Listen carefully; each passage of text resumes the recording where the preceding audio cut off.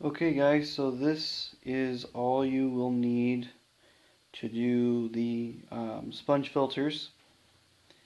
Um, Obviously you'll need to get the sponge filter itself. This is for people who are going to be purchasing their sponge filters rather than doing the do-it-yourself way, which is also another good way of doing it. I don't want to discredit that. Um, but you'll need to get the sponge filter, obviously. You'll need some air tubing, just enough to wrap around the side of the inside of the tank, going down the backside, and then wherever your air pump will be at. Um, you'll need the air pump, and then I highly suggest doing one of these check valves that are right here. That just prevents water from being pulled up the tubing if you ever had a power outage or anything like that. The water may be pulled into the tubing, and if you have that check valve on there, it will not go into the air pump. That would be very bad, obviously. Okay, now the benefits to having a sponge filter is that they're also known as breeding filters, first of all, just because they don't create any current, well, very little current in the aquarium, which is very good for baby fry, just because they're not very strong swimmers. Sorry for the shakiness here. Try to get it to hold still a little bit better. Um, but yeah, so the another benefit is that the beneficial bacteria will grow in the actual sponge itself, rather than you having to use any biomedia or um, felt or any of the other options that people use to try to cultivate their beneficial bacteria.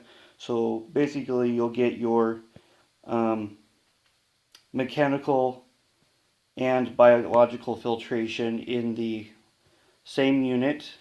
Another benefit is they're super, super cheap. Obviously here you're looking at what you need. You need, and then the sponge filter here just cost me like $7 to get one of these bio sponges. There's different brands. Obviously, this is just a cheap brand that I was able to find at one of my local fish stores here.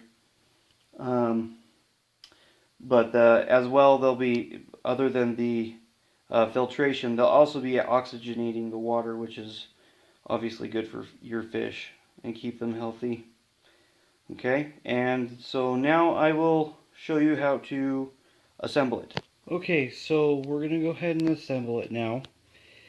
Um, Now, the way that I'm going to be assembling this one isn't necessarily going to be the same way you're going to assemble all of them, because some of them require air stones and other such things to be put into them for them to operate properly.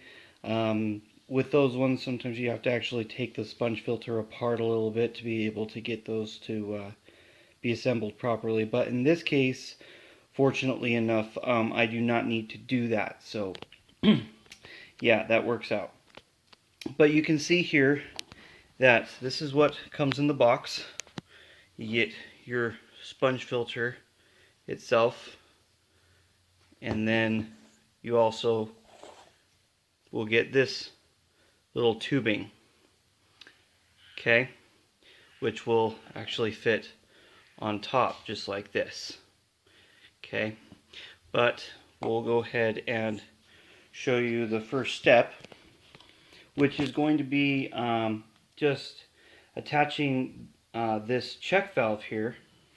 So you can see that it was just this little, wait for the camera to focus on it here.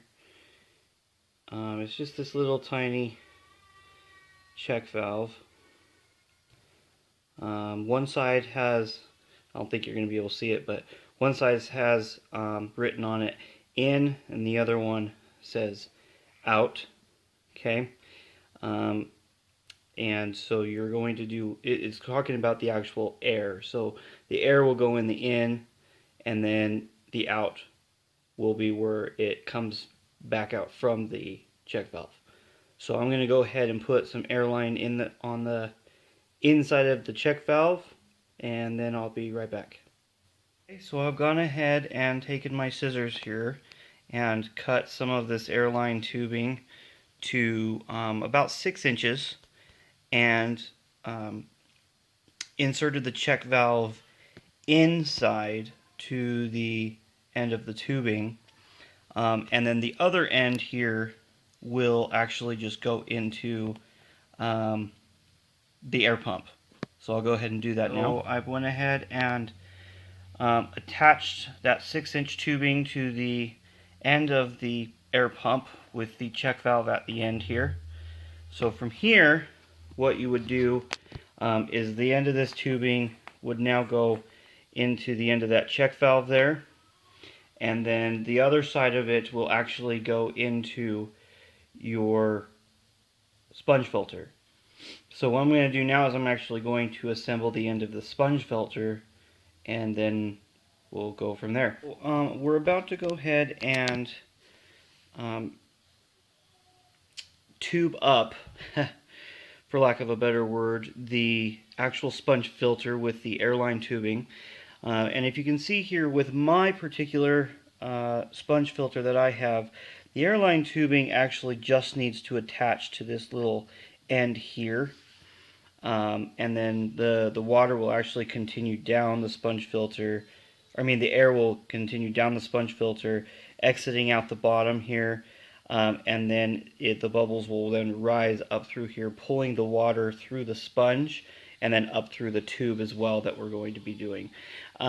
Right here, you'll see that I've actually threaded the airline tubing through the little tube that comes with the sponge filter.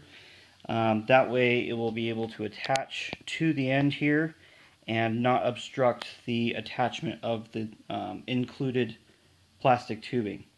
So I'm going to go ahead and attach the end of the airline hose to the sponge filter itself, and then go ahead and also attach the plastic tubing that came with the sponge filter to the top of the filter as well. Okay, so made some adjustments to my camera because it was starting to get dark here, and the lighting on the last section wasn't the greatest. I apologize for that, but we'll go ahead and press on from here with the better lighting. So you can see here that I've actually attached the air tubing to the inside, and through it attached the plastic tubing that came with the filter to it. So all that needs to be done here now is for you to run the tubing that you see here.